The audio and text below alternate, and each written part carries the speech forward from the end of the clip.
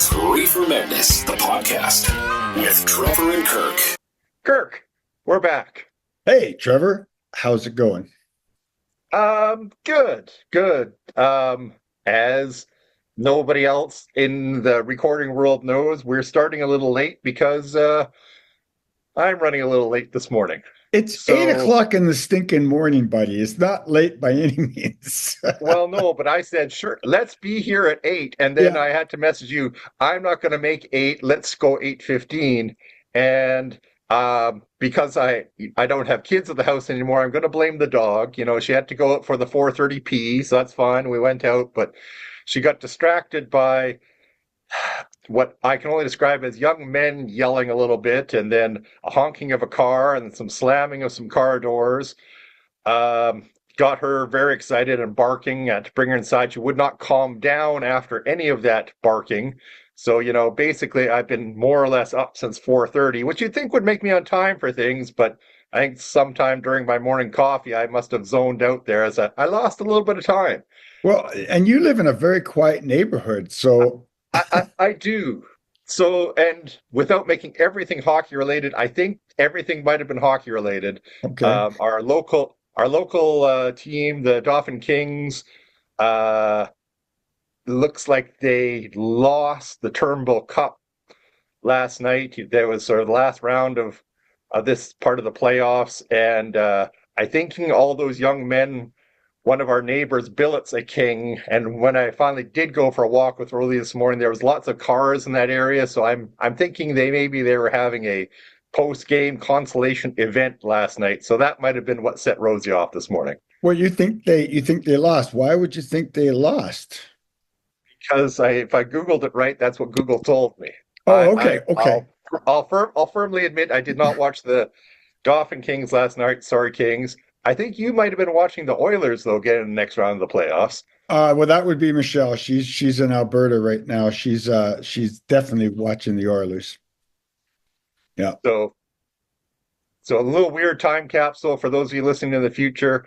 Yes, we're mid NHL playoffs. We are mid MJHL playoffs. The Oilers have made the next round. The Jets, hopefully tonight, make the next round. Anyway. Hockey all the time. And we're supposed to hit like 26, 27 degrees this weekend. All very, very weird for the beginning of May in Dauphin. Yeah. May 2nd, 2025, in the center of the continent, we're giving a weather report. And it's all about hockey, and maybe we'll have plus weather today. Canada, welcome to Canada. All right. So now that we've got the dog, weather, and hockey report in, Kirk, you have a very interesting person, Amanda, to talk to, and just tell us a little bit about her. And, you know, you were saying in your various roles over the years, you've dealt with various people from various government departments, and Amanda's pretty high up there. Yeah.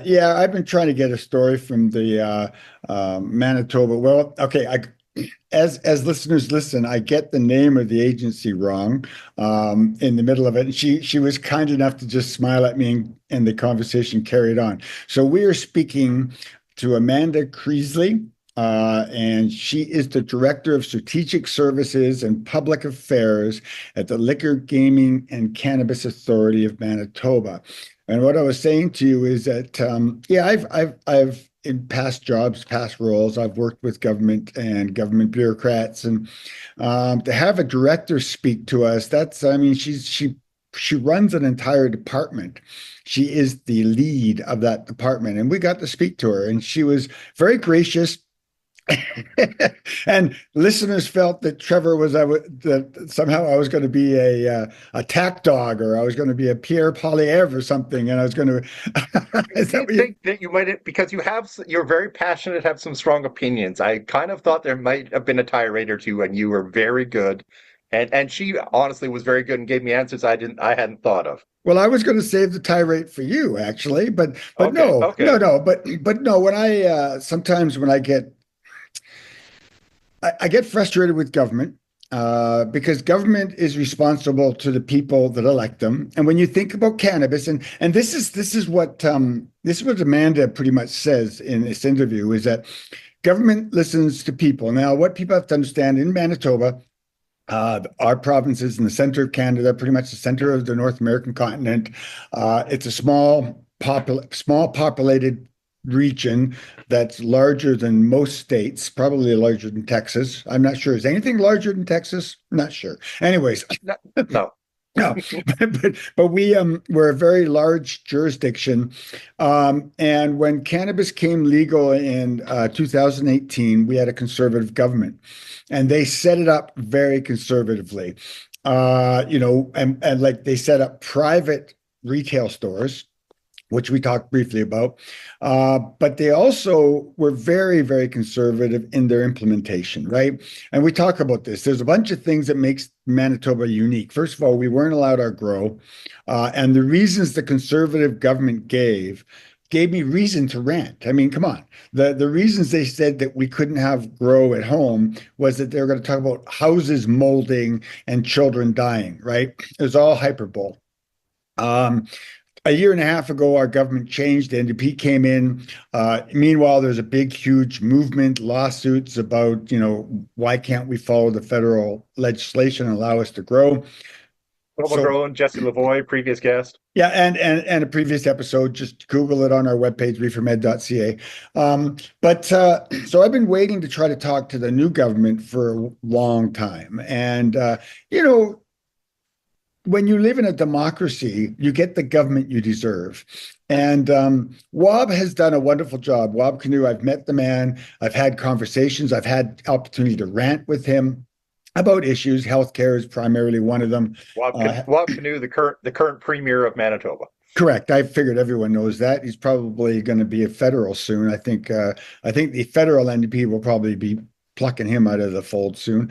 But however, so getting to talk to the government was special to me, and I wanted to hear their words. Now, Amanda's was very good, and she just reinforced how government works. And you're right. In my past lives, I have worked with governments. I've worked with directors at the director level in some cases. So I understand the role of the director in the department. So I was quite impressed that she would speak to us, which was nice of her. But what she basically stresses, is that cannabis is still relatively new. You always hear Trevor and I rant about alcohol and how alcohol is accepted in our society when it costs us so dearly. Cannabis destroys community, not cannabis, sorry. Alcohol destroys communities. I've seen it in healthcare. And as much as I consume alcohol, I like alcohol. I make alcohol. I drink it responsibly. Society has a debt to pay with alcohol. Cannabis is a different substance, but yet government all around the world always compares alcohol, tobacco smoking, gambling, all these substances that we misuse to cannabis, when I seem to view cannabis differently. Cannabis does not cost society money. It actually gives back to society. So yes, you're right. I was anticipating this discussion because I had some questions I wanted to ask. And she kind of answered everything when she said, cannabis is just so new. We're still going into it. And it's easier to have stiffer regulations and make them soften them than to go the other way around. So yeah, so we have that's the rationale. So they repealed the no grow in home, and they allow us to grow at home. But there's other nuances, and we get into the nuances. And so should we get into the conversation and people will hear that? Let's listen to Amanda. She's very well spoken, and like I said off air, she said some things that surprised me. So let's hear from Amanda. All right. Could you please introduce yourself? Yes, so I'm Amanda Creasy, and I'm the Director of Strategic Services and Public Affairs at the Liquor, Gaming, and Cannabis Authority of Manitoba. Great, fantastic. And I've been trying to get an interview with you guys for quite a while. And really it's all about Manitoba. On May 1st, we are going to be allowed to grow our 4 plants. Maybe I guess I'll let you explain what is this 4 plants we're going to be allowed to grow. So this is the 4 plants that are allowed for recreational cannabis. So this is separate from the medical stream. And this is the 4 plants that became allowed in October 2018 when the federal government passed the Cannabis Act. So until recently, Manitoba and Quebec have been the only provinces that didn't have home grow. And then obviously in Manitoba, that's going to change on May 1st. Home grow will be coming here. Yeah, and yes, the conservative government was in play when 2018 was here, and of course, you probably are well known of the whole Toba grown issue, and I think Yeah, Wob. the court case and everything. Yeah. Yeah, and I think Wob signed the flag and stuff. So Wob Canoe, our premier, promised that this would happen. So congratulations, it happened. So obviously there are some interesting things about this law. Do you want to just sort of highlight the key points of it? Yeah, so the laws, the actual bill and the regulations that are coming in are fairly simplistic in that they repeal the prohibitions that were in the Liquor, Gaming, and Cannabis Control Act for home grow. So they now allow anybody 19 and older in their residence to have the 4 plants that are allowed under the federal legislation. There's rules about, making sure that those plants and the growing is done as safely as possible to keep it out of the hands of young people. And then there are some provisions that have changed for the retailers so that all the licensed retailers who are currently selling cannabis products can now sell plant products, whether that be seeds or clones or live plants. But I suspect it'll be more seed product, but they'll be able to now sell to anybody. So the growing won't be just restricted to medical patients as it is right now. Yeah. Okay, so something that's unique with Manitoba is that we're allowed to grow our four indoors and not outdoors. Is there Yeah. a rationale for that? Yeah, so we know that a lot of the other provinces do allow for outdoor growing. Some of the hesitation in fully opening the regulations to allow outdoor grow is the government is, taking a cautious approach with cannabis policy. We have a newer government who's getting up to speed on this file. They have a lot of concerns across different industries about safety, especially about like young kids, things like that. And so they've decided to have growing for indoor only.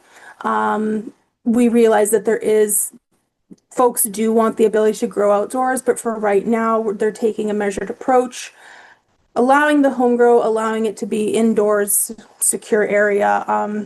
But it's one of those things that I think we'll continue to monitor once this goes legal on May 1st to see, how things go, what the compliance rates look like, as well as, the demand for outdoor grow. So that's something we will be monitoring, but at this time, they're going to stay in the indoor space, and we'll keep an eye on whether there's expansion in the future. Fair enough, fair enough. I got to ask the question, what's the measure they're afraid of? What are they worried about? What's the difference indoor, outdoor? That's yeah, it's a challenging one to answer because I know, you can make the argument that, with the other provinces, it still has to be secure outdoor. But I think with cannabis, cannabis is somewhat at a disadvantage because of it's only been legal for a short period of time. And so there's still a lot of, as you mentioned, stigma, there's hesitation, there's unknowns. We're waiting for research and data and evidence to grow alongside the maturing of the industry. And so I think for regulatory purposes, it's much harder to, make things stricter later if there's an issue, as opposed to taking a more measured approach in opening up the industry. And so I think some of it might be a hesitation because of the unknown, and that's, I think that's just some of the things we deal with as a regulator because we're only just over the 6-year mark with cannabis, whereas alcohol, we've got decades of, it being societally acceptable and legal and people being used to it. And so I think it's one of those things of over time, as people get more used to recreational cannabis, you will probably see things starting to relax. Well, that was a very measured answer, and I appreciate that. Mhm. And it was a good answer because my next question is obviously alcohol's been around a long time, and we know the damage alcohol does. Now, the conservative government, when they came in 2018, made cannabis 19 years old and kept alcohol at 18 because we're an 18 province. So, is there a reason why the NDP government didn't choose to just harmonize the age? Yeah, yeah, I can't necessarily speak on behalf of like the political side of government and all the choices they made, but with the conservative government we had previously, there was a lot of questions around, what was the right age? What are the impacts of cannabis use on like people with, developing brains? And from a regulatory perspective, we looked at it, okay, well, alcohol is 18. It shares a lot of risks, similar and things like that. But you also get folks who work on the public health side who have concerns about, brain development and things like that, and suggest and that, it wasn't safe until 25. And it's like, well, where do you have some middle ground between those different stakeholders and those different viewpoints? And again, like I mentioned before, I think some of it's the fear of the unknown, and the fear of, if you let this go too loose, are you putting folks at risk unintentionally? And so for right now, I think what government is doing right now is they're focusing on some of the key issues that have been brought up by, the public and different stakeholders in the industry. I can't say that they would never harmonize the age. It's just one of those things of, with them only being about a year and a half into their term, they focused on the home grow. They have some other legislation up right now about alcohol and cannabis that they're trying to make some changes there. And I think it's just because that's all embedded in legislation, it can be really challenging to get those changes through. And so it's, there's only so much room on a legislative calendar for different issues. But it's one of those things I can't say for sure if they're planning to. But again, we are an odd case having 18 for the one and 19 for the other. The other provinces have harmonized. But I wouldn't say that it's not in the cards, but we haven't heard that that's a priority right now. So we don't have any things in the works right now for the age. Yeah, that's a fair comment. The other question I have is liquor, gaming, cannabis, alcohol, of course. You guys are involved with socials and making the regulations for people doing socials, right? So I have a real concern that with the stigma and how government has unrolled it, people are left with vagueness. And there's a vagueness that happens right now in Manitoba, because if you read the law carefully, the only place the government allows you to consume cannabis is in your domicile. Yes. Yeah. Like if you read it carefully, there's nowhere else you can consume cannabis. Yeah, there is a prohibition right now on public consumption. There's only an exception for topical products can be used in public spaces, which I realize is very limited. But yeah, Manitobans are a bit restricted that they can only consume basically in their residence.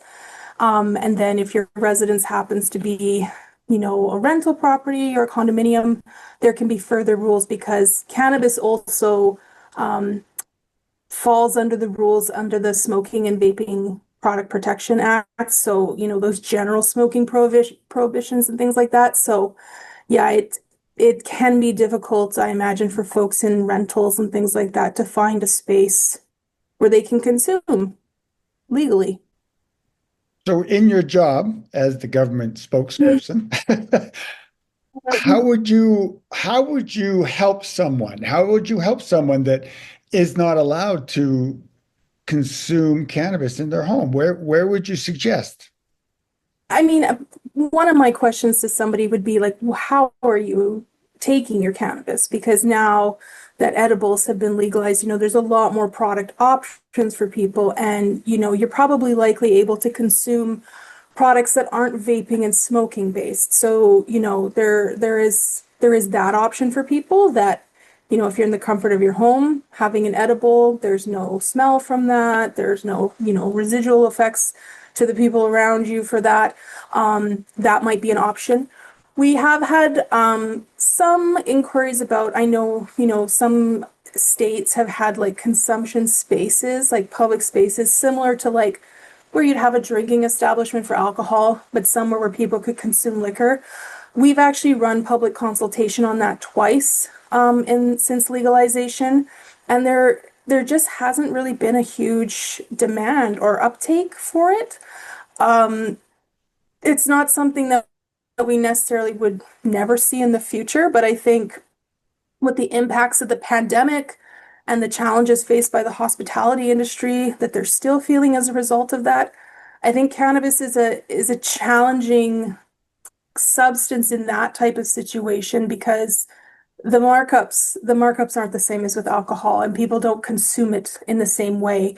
And because it can't cohabitate with alcohol, it's I can't speak on behalf of entrepreneurs, but I would suspect that, if you're looking at the dollars and cents, you're probably getting more value per square foot on alcohol sales than you would on cannabis. And so for folks, yeah, it's, if you're in a property where you don't get to make the decisions about smoking, right now we'd suggest people to try the wide range of products that we see growing and growing every day.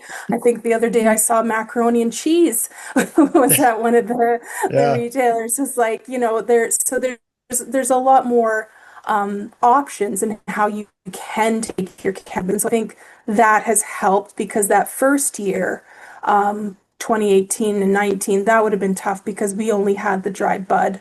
And so that would have been difficult for folks. You would have the space. Yeah.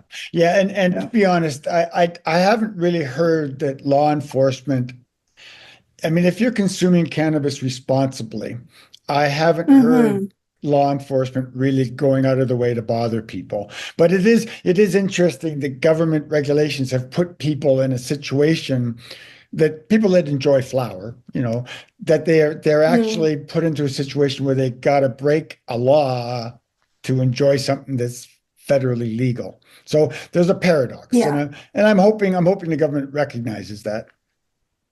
Yeah, and I think it's one of those things, working on the regulatory side, I think it's a lot of things that we were like, 5 years from now, 10 years from now, like we've seen the pattern. Like I can go back in our records and see the changes that have happened for alcohol over the last, 80, 90 years. Yeah. And I truly believe that that probably is going to happen for cannabis, but it will take time and people getting more used to it, more comfortable, the government's getting more comfortable, the evidence to show that it's not the end of the world that some people thought it was going to be in 2018.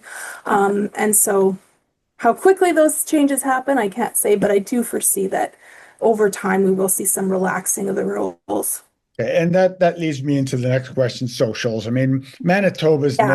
Manitoba's known across Yeah. the country, right? I mean, I come Yeah. from British Columbia and I knew about Manitoba socials in the 70s. And I moved to Alberta and people Yeah. talked about Manitoba's, socials in the 90s. So Mhm. we have socials here. And I'm We involved with do. volunteer organizations. We put on socials. So Mhm. at an alcohol acceptable social, you step Yes. outside and people are freely consuming a product, cannabis, Mhm. in illegal spaces. So, are we ever going to see permits where we can have an outdoor consumption spot for cannabis at socials? Not right now, not while the public prohibition is in the law, so that would have to get repealed. I believe Alberta has had a couple. I think Yes. there's been a few at festivals and things like that. Um, but right now in Manitoba, it's again, it's one of those things of immediately no, because you need the consumption prohibition to be relaxed in order to have that. Similar to like, you can't just drink on the street legally. You have to be in a space that's got the permit for it. But yeah, we'd need legislative change to have that prohibition either repealed or have it modified so that similar to liquor, that public consumption can happen, but only in these specific circumstances, like a licensed establishment or a permitted function, things like that. So I don't see it happening in the next few years, but it's one of those things that, yeah, I think as other provinces have, pilot cases and things like that, and we're able to see what were the impacts, what were the challenges. I suspect it's something that we'll be faced with of people wanting to have that option. But it will also be a test for what do the event spaces want to allow as well, right? So I don't know. I have absolutely no idea how banquet halls and things like that would feel about it, but there is also that side of it too. So. You look at the Winnipeg Folk Festival. I mean, Oh yeah, the folk festival. The folk festival. Absolutely, sure. I think well, that's probably the perfect test environment. But well, but some of them that have alcohol licenses and things like that. I'm sure you can appreciate with the nursing background, like the evidence we do have that co-consuming has a lot of challenges and risks to people, and so right now we don't let them coexist, and so. If push comes to shove and people have to pick, well, I either have cannabis or either have liquor, that might add some challenges to logistics of hosting some of these things. But outdoor festivals, things like that, I could see in the future there might be space for that. Yeah. that's a good answer. Going back to the four, and you made the comment in the start of the interview about commercial businesses are going to be allowed to get seeds and clones and stuff. Yes. Obviously, May 1st is the day. Yeah. Do you believe possibly that some businesses thought ahead, or do you think it's going to take business time to get these things in play? It might take a bit of time. Liquor and Lotteries is responsible for securing that product from the licensed producer. So as the wholesaler, they get all the product from across the province. They have sent out communication to all the licensees to let them know that they are bringing in seeds, how they can get them along with their other products. I believe they're focusing just on seeds right now, not live plants. But they wouldn't have been able to order anything earlier because we're in that awkward stage of it's not allowed yet, not until May 1st. But MBLL already has those supply chain connections with all those suppliers, so I'm sure it will not take long at all for the seed product to get across the province, just like it's already going to our neighbors in Ontario and Saskatchewan. So I'm sure they won't have to wait too long to get. Elbows up here. Are we able to, like, if I could get seeds from Alberta in the mail, is Manitobans allowed to get their seeds from other provinces, or do we have to buy them from Manitoba? Yeah, you're supposed to buy them from Manitoba. Right now, we still have interprovincial. Like if you happen to be physically in Alberta and you buy, but you're not supposed to be like buying online and having shipped over here. So there is still some interprovincial trade barriers on that. But again, as we see with the economic climate right now, and I know the premiers are in discussions about relaxing some of those things, we might see some of that change. Fair enough. And I guess one final question is farm gate. When do you ever, I mean, right now we have a brand new, it's about a year and a half old. We have a great brewery in town. We promote it as a tourist destination, microbreweries, micro distilleries. We also have a cannabis licensed producer in town. When do you foresee he'll be able to sell his cannabis from his front gate? I don't know. It's a good question, but I don't know that I have really any idea of when that might happen. Manitoba has, as I'm sure you're aware, a smaller footprint in the production side of things than other provinces. So we don't have as many producers to lobby for that kind of thing. It's really not something that I have enough of a finger on the pulse to know in sort of timelines or even what travel Manitoba or things like that. Like, do they have any insights on the demand for things like that or how that's looking in other provinces? I mean, it's one of those things that you would hope over time that governments would recognize wanting to have more entrepreneurial freedom and flexibility and things like that. But as far as a timeline on something like that, I couldn't even guess. Yeah, no, that's fair. And Manitoba is actually quite interesting in the sense that, again, a conservative government implemented it and they made it private entrepreneurs. So we have private stores here, whereas in other provinces, they have provincial stores. So that is kind of cool. Do you ever foresee the NDP government doing that, creating, or just keeping it as private? We've not heard anything from government that they intend to do that. I mean, that would be very difficult at this point. Like even though the market is still relatively new in terms of only being just over 6 years old, it is still well established. We have over 200 licensed retailers in Manitoba. And I think to flip that side or to either flip it to public or to make it some sort of hybrid where the government was now competing with the retailers, I think that would be really challenging. And I think that that would be really hard for the retailers. We have a lot of like independent retailers who are not part of big chains, who are serving a lot of the smaller rural communities, and I don't suspect that that's something they would want to do. I mean, the province is still involved in the wholesaling and the procurement of product from the licensees, so there is still that involvement there.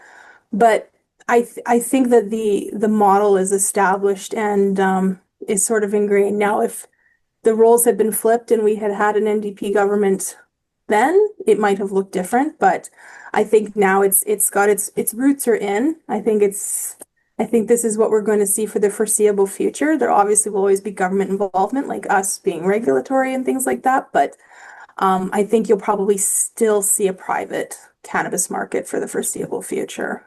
Fantastic. Is there any question I didn't ask that you're expecting me to ask? Oh, that's a good question. No, I think you asked a lot of good questions, and I appreciate the opportunity to chat about cannabis. We do a lot of work as a neutral, nonpartisan regulator. We're not for or against any of our industries, and so we do recognize that cannabis, a lot of people have a lot of learning to do and understanding the product and the industry and how it affects people. And we're really glad that people are getting the message out that this product can be used safely and responsibly.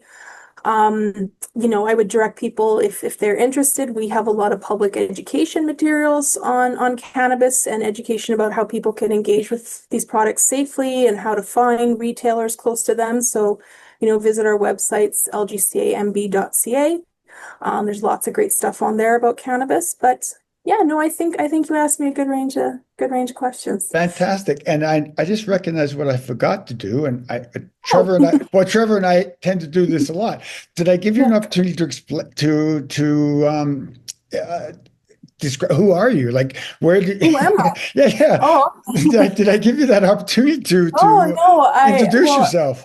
Yeah, as I said, I'm the Director of Strategic Services and Public Affairs, which is kind of a vague title. So at the LGCA, the things that I oversee on this portfolio are communications as well as policy and research. So the folks who do a lot of the work with the legislature, obviously we worked on the home grow, the bills and the regulations and things like that. But I've been with the LGCA for just over 13 years. I started in operations, so when cannabis was first being legalized, I worked on getting the retailers at that time licensed and up and running, and what was this framework going to look like? And now I've moved over here and I work more on the legislative and public education side of things. Wonderful. Well, thank you very much, Amanda. I'm going to stop the recording now. So I'm out walking my dogs, my dog yesterday, and I'm out on Sallow Grounds. I got a dog story. I'm out at Sallow Grounds, and I'm also keeping a friend's dog. So I've got Coco and I've got my dog River, and we're walking Sallow Grounds. Now, Sallow Grounds is where we have festivals in Dauphin. It's I don't know, probably 10, 15, no, maybe longer, maybe I don't know, 10 acres of land, maybe bigger than that. It's big piece of parcel.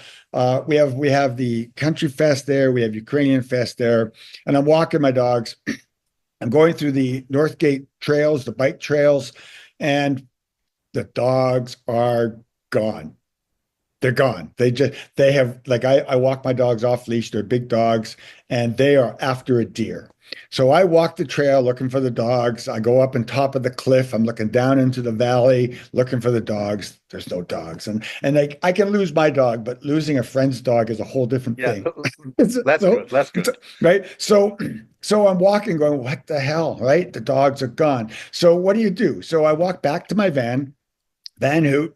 I lay on the bed and I have a little nap thinking the dogs will come back. And this is when you sent me the post saying, hey, really liked the interview. Looking forward to doing the wrap. When do you want to do it? And I'm thinking, I just lost somebody's dog, man. I don't want to talk about the podcast.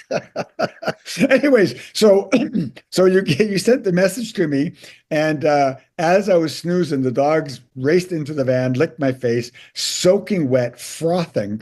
They had a lot of fun, but they were gone for a good hour chasing deer. Now, anyways, I should let you talk about Amanda. What'd you think of the interview? No. That is, I'm really, really glad how that story ended. I think everybody is. Oh yeah, But yeah. Coco came back. River came back. so, the cannabis lounges. She talked about many things. Yeah. And you mentioned up front, and it's worth stressing because I agree too. That's kind of the thesis of everything she said is when you're government and you're not sure and things are new, start strict and reduce your restrictions later because it's so much easier than starting with no restrictions and trying to add them in. So I think that was a great sort of thesis for almost everything cannabis related she talked about. Cannabis lounges. I didn't think, and again, she's not an expert, we're not an expert, but we have mused about why we don't have cannabis lounges. And she mentioned, and I hadn't thought about this, is they might, in the current, we'll call it tax structure, they're not going to be that profitable. When you are a bar, well, for lack of a better word, a alcohol serving establishment, you buy stuff from the Manitoba liquor and lotteries, you put a profit margin on it, then you serve it, and that's where you make your money.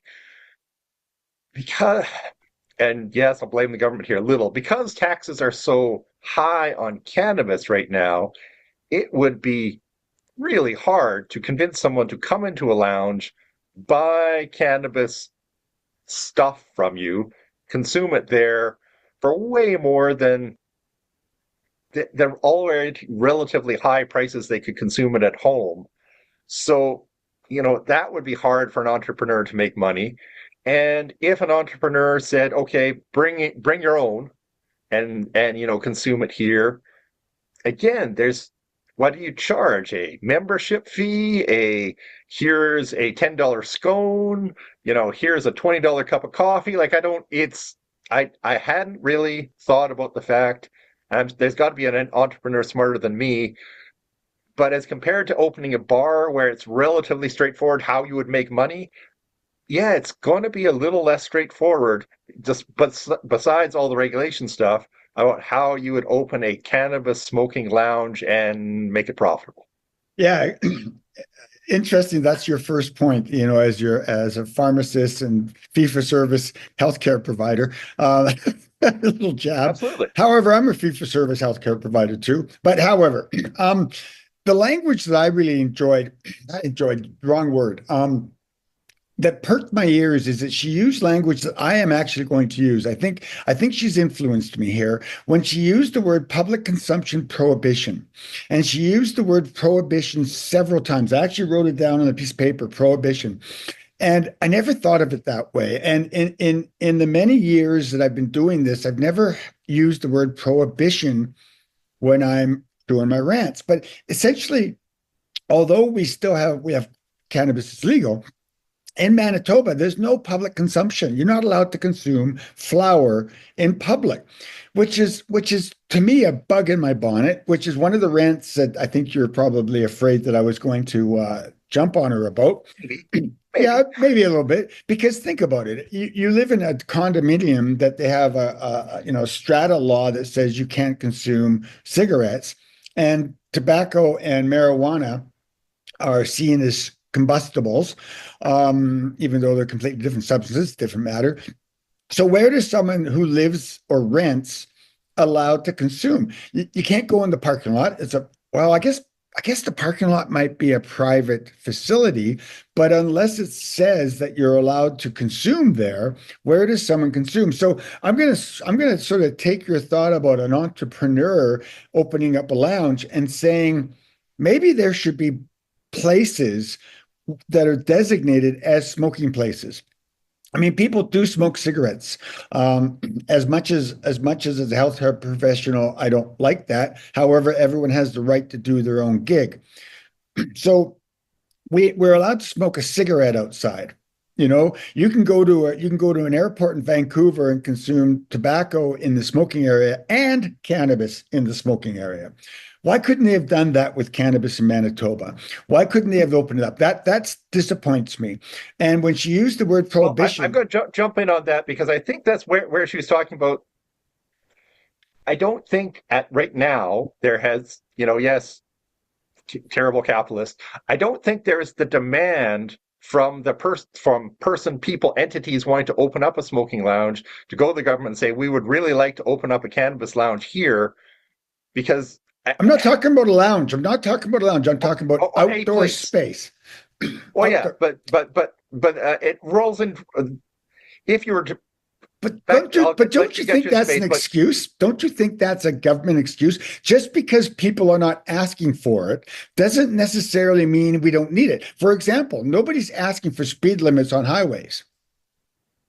well, I think they would argue, and again, remember, I'm pro cannabis. I'm just doing a little devil's advocate Yeah, yeah, here. yeah. I think the government would say nobody needs to smoke cannabis. Now, there's medical exemptions, etc. But if we're strictly on the rec end, like nobody needs to drink a beer, nobody needs to have a cigarette, and nobody needs to smoke cannabis. And I guess the art again, I think we should be able to get some nuances and get people to. It's a legal substance; they should be able to consume it if they wish. But the argument, if I was in a rental unit or a condo, is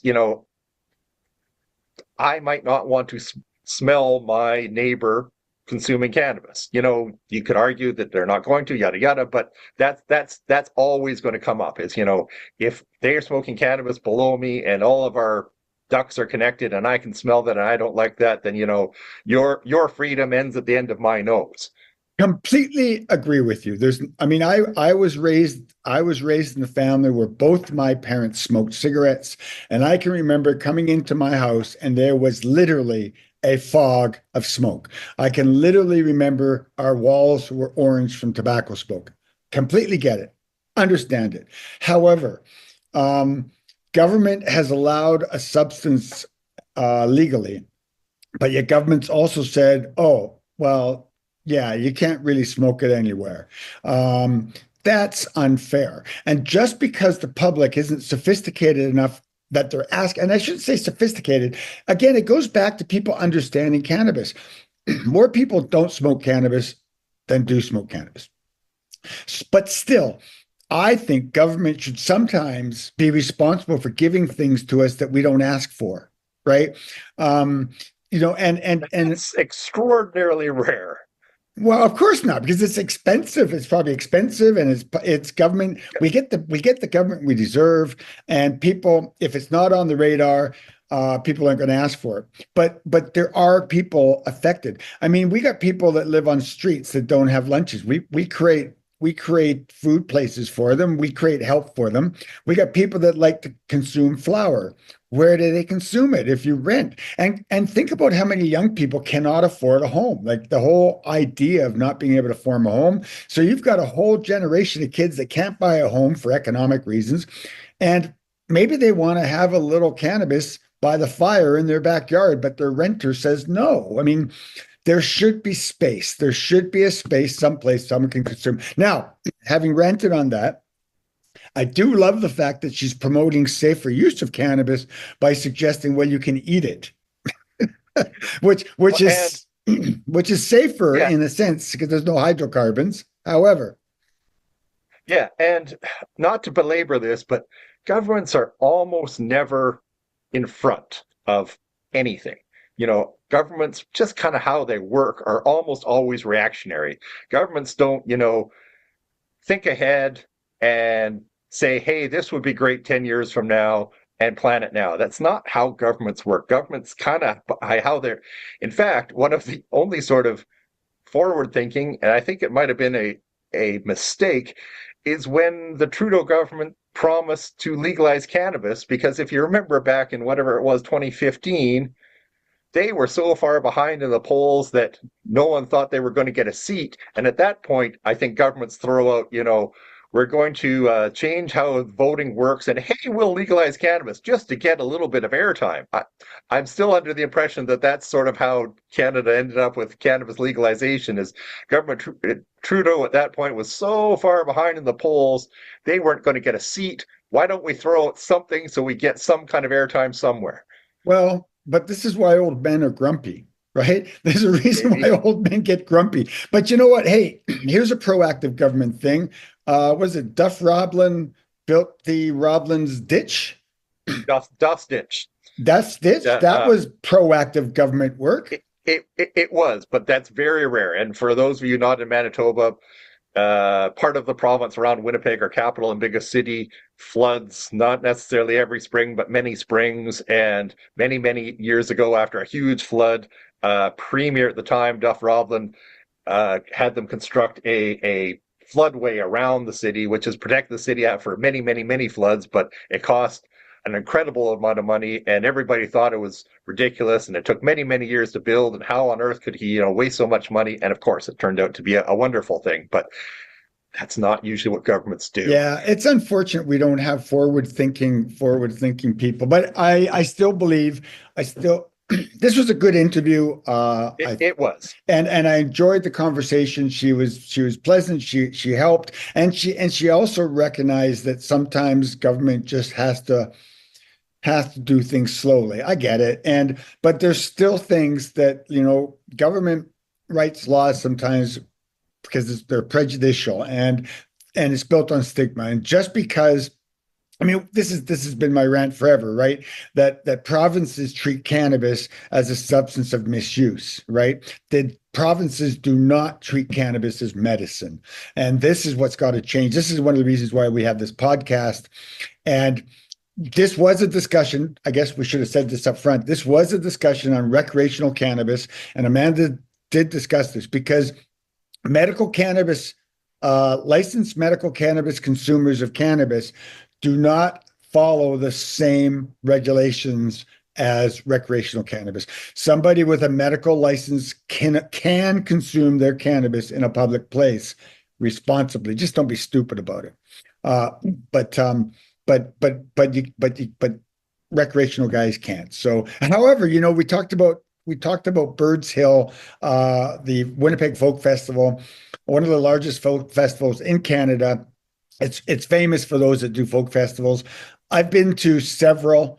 I started in 1980. I went to one in 1980, saw Stan Rogers, saw Mike Post, saw a lot of Towns Van Zandt, saw some Tony Bird, saw some amazing acts back in 1980. But there was cannabis everywhere and no alcohol. There were no beer gardens at folk festivals when I first started going to them. People brought plastic jugs of wine and sat on blankets and smoked reefer and drank wine out of a plastic bucket. But then they started putting alcohol beer gardens into them. And then they started not allowing smoking on the site. And now what's happened, and I find it hilarious because I've ranted about this before, one of the most socialist things ever, going to an outdoor music festival, has some of the strictest rules. It's and that's a great point, and that brought up two sorts of. I thought they're really interesting. One is because you guys spend a lot of time talking about folk festival, like Winnipeg Folk Festival. I think is well over 50 years old.